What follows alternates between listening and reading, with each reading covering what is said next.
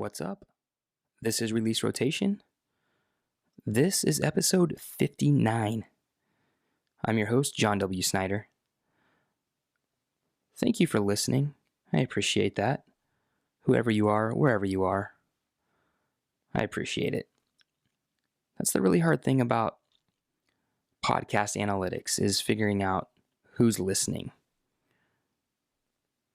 And typically it's by people telling me they listen, whether it's on Twitter, Instagram, or Facebook, or my friends who text me or call me. That's really the only way to know, as of right now, who's listening. Maybe that's a good thing, maybe that's a bad thing. I don't know. It doesn't really bother me. I can see the numbers of listens and kind of where they're coming from, but other than that, it's kind of weird. But it's fun also. So if you are one of those listeners that I know or don't know, again, thank you so much for putting up with me for however long it's been now. I'm trying something new with this episode. I'm going to put the ad in the middle of my podcast. Typically, it's at the very beginning. And so I thought I would just try to put it in the middle and see what happens.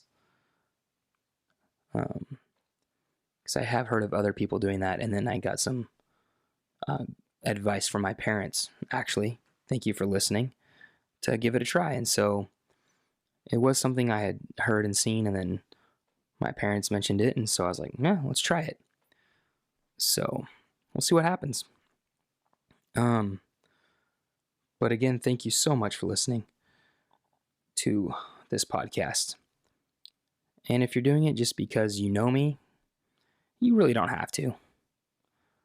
That's fine, but I appreciate it. Something I want to talk about for a second is Domino's Pizza. They're doing this thing for their rewards members where if you take a picture of a pizza, you get 10 reward points by scanning a pizza per week.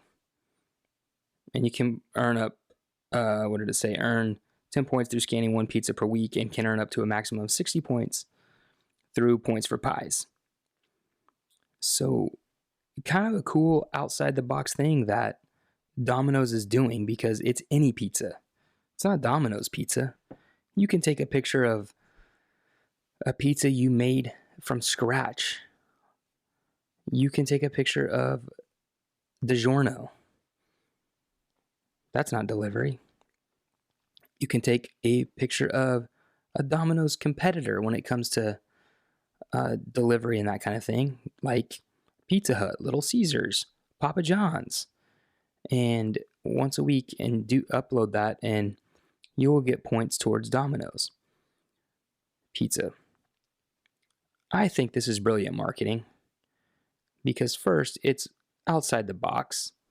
They're using amazing technology to detect if it's actually a real pizza or not, because it can tell if it's a fake pizza, which that's awesome and scary at the same time that technology is like that.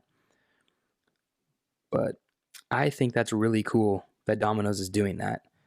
And it's definitely outside the box. But it's getting people to talk about them. And they're probably going to make some more money and more customers off of this idea. So, pretty cool. I might have to give it a try. But I don't eat a pizza a week. So, I don't know how that's going to work. So, we'll see. Might try it. But let me know. Yeah, if you have tried it and it worked or not, let me know. On Twitter or Instagram, at John W. Snyder, JohnWSnyder. Let me know if you've tried this Domino's thing. It runs for like 12 weeks. It started February 2nd and ends the end of April. So, really going to be interesting to see how that works out for them.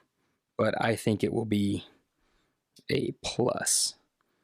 just because it's outside the box and it seems like a really cool idea.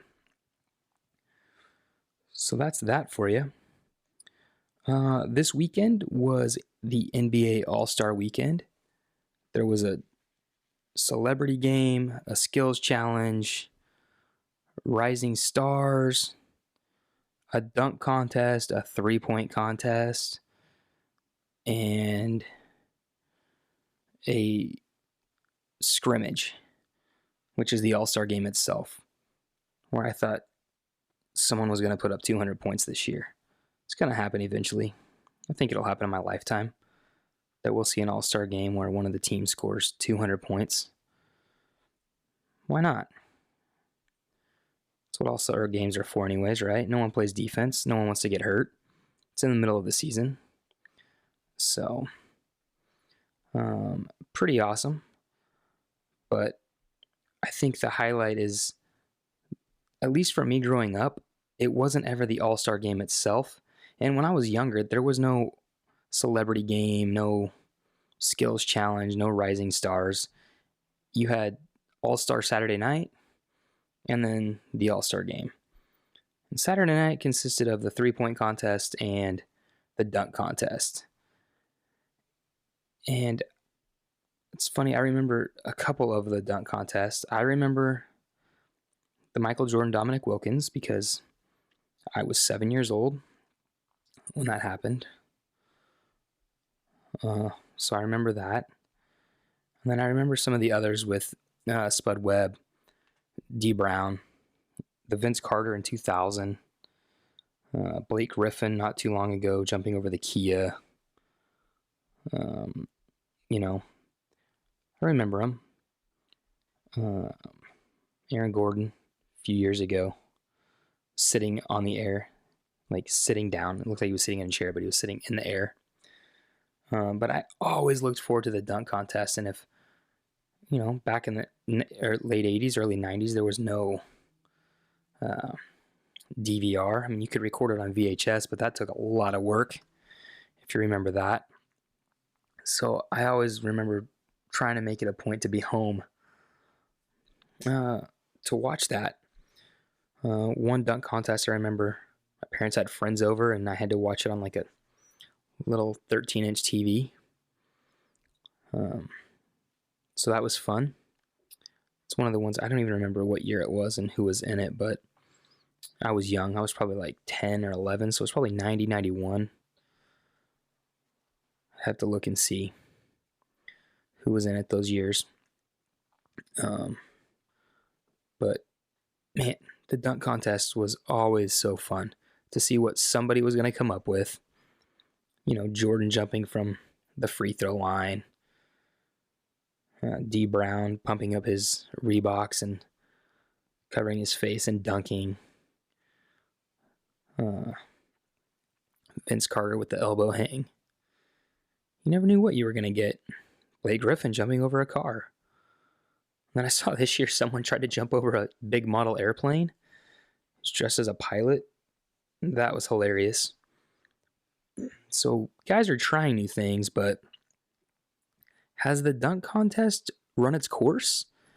That's a question that's been coming up a lot this week and last week, I guess, with All-Star Weekend, is what else can these guys do? Which, we've seen some cool things. I mean, as far as like the vertical and all of that, like guys, I just don't know how much higher anyone can jump and further. Like Jordan jumped from the free throw line. We've seen a couple others jump from the free throw line. Maybe tried it from a foot behind the free throw line, but I mean, are we ever going to see anyone do it from the top of the key or from the three-point line? Is that even possible without just wrecking yourself? I don't know. But that's been coming up a lot. Has the dunk contest run its course? And maybe it has, maybe it hasn't. But I think if, as basketball fans, I mean, we'll still watch it. I know I still enjoy watching it. I like the three-point contest. They've added the skills challenge. That's pretty fun to watch. So, I mean, I don't think the dunk contest is going anywhere by any means. But it's just a funny question to think about. But, we see new stuff. Everyone says that's already been done. It's already been done. But little tweaks here and there can make it pretty interesting. So, we'll see. I don't think it's going anywhere, though. I will continue to watch it when I can. And I will for sure watch the highlights, just like I did this year. So, pretty fun. Something else, too, that with All-Star Weekend and just what's happening in the NBA now with the whole shoe thing, because now you can wear any shoe you want. Before there were restrictions with colors and everything, and now this year the rule, they changed it with NBA players. You can wear any shoe you want. So we're seeing some awesome designs coming out. Paul George has some sweet shoes. I actually have a pair of the PG3s, the NASA ones. I love them. His All-Star ones were awesome. Russell Westbrook has some fun shoes coming out and has already, like the Super Soaker ones. They look like Super Soaker. If you remember the traditional Super Soaker back in the day, he has some shoes those colors. He's got some coming out the color of Game Boy. Pretty fun. Why not, right? We've seen these basketball Adapt that don't have laces, that have technology built into them with they're electronic, I guess, so you can kind of tighten them around your foot by pushing a button. Those things retailed for $350 and they sold out instantly. But we've seen a lot of different shoes coming out this year. I feel like more this year than ever before for NBA players. And I just don't know if that's because they can wear whatever they want now, or if that's just the way things are going. I'm sure Nike's loving it because most of them are Nikes anyways. And, if somebody likes a player or likes that style of shoe, they're probably going to have 4 or 5 of those pairs in their closet. Like the Russell Westbrooks or the KDs, James Harden, it's, and then we've got New Balance with basketball shoes, and then Puma this year is doing basketball shoes, and they have some guys signed up. So the shoe game for the NBA has just blown up this year, I think. And another cool thing that NBA players are doing is after games, they're giving those shoes away from the game, which, I don't know what you're going to do with them. I don't know if they're worth anything monetarily, but, you see guys give their shoes to kids in the stands, and I think it's awesome. I think it's a cool thing that they're doing. I don't know what NBA player started it, but because I feel like it's progressed. It's been, given away like a wristband or, something like that. And this year I feel like it's been shoes. Every game I feel like someone's giving away a pair of shoes. And that's pretty cool. So I like that. I think it's awesome for young fans going to games, that they're getting an opportunity to have something from one of their players. If you're lucky enough to get a pair of shoes or a shoe from Russell Westbrook or Paul George or Kevin Durant or LeBron, Kyrie, those guys, pretty awesome. I know if I was a 12-year-old, 10-year-old at a game and my favorite player gave me a pair of his shoes or a shoe, I'd probably lose it. Not lose the shoe, but like flip out because it'd be awesome. So, this is the point where I'm going to drop that ad right now for Anchor. Like I said, I'm trying something new. I'm going to drop it in the middle. I got to pay for a coffee a month. So this is that ad that's going to get me that cup of coffee this month. So, and the month's almost over, right? Well, we got like 10 days left. So might have to get a medium or a large. We'll see how it goes. But we'll be right back. There you have it. And we're back. So this weekend was a first for me for a few things. The first thing was I've been to a ton of weddings.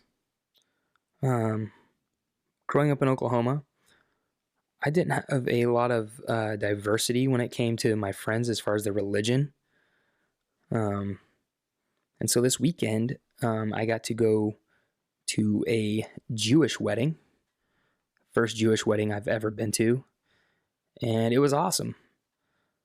I love seeing new things like that and experiencing new things. And one of my wife's friends my wife used to work at Children's Hospital Los Angeles, and one of her friends from there got married this weekend. So we got to go to that wedding, and it was a Jewish wedding, and it was pretty awesome. It's definitely a cool experience, and I'm sure a lot of you, if you're listening, have been to a Jewish wedding or a different kind of wedding that you're not used to, and it's really cool to just take it all in and experience that. I think it's something we take for granted, not just weddings, but just new things. And so if you get to experience a wedding, whether it's a Jewish wedding, Catholic wedding, whatever it might be, try to take it all in and enjoy it, because that's what I did, and it was a blast. The other thing that I got to do this weekend was I got to go to my first NHL game. Thanks to Mike, who I work with and who I talked about last week about hockey, because he's the only guy I talk to enough about hockey who knows hockey enough. And so Mike hooked me up, and we went and watched the Anaheim Ducks play the Washington Capitals last night. And so my first NHL game, and it did not disappoint. Such a fun atmosphere, such a fun experience. The Ducks, who aren't doing that great, but they got down early. They were down 1-0 thanks to Ovechkin, of course. And then they tied it, and then they were down 2-1.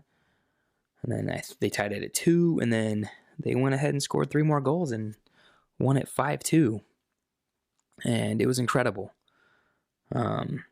So again, that's another first that I got to do. And so that was really fun. The other cool thing about that game was that it was Scott Niedermayer's retirement game. So they retired Scott Niedermayer's jersey, raised it to the rafters, and it's only the third jersey that the Ducks have retired in their 25 years, with Teemu Selanne and Paul Kariya. But it was a cool experience. I've never been to any kind of jersey retirement, whether it's NFL, NBA, or Major League Baseball. And so super awesome. I'm really glad I got to experience that too, because I'm not sure I'll ever see a jersey retirement for another player in another sport. So super awesome. I highly recommend going to an NHL game if you've never been. They don't drag on like baseball games can. They're fairly quick, about 2 hours, maybe 2.5, but not too bad. And it's a really fun experience. So I definitely recommend getting to an NHL game if you have not been. The last thing I want to talk about is time, right? Which is a funny thing that somebody made up a long time ago, with days and hours and minutes, and it's just what we've gone by. Seconds. But not having enough time is an excuse that I typically used, especially when I wasn't doing something that I was passionate about or wanted to do was saying I don't have enough time. There's not enough time in the day.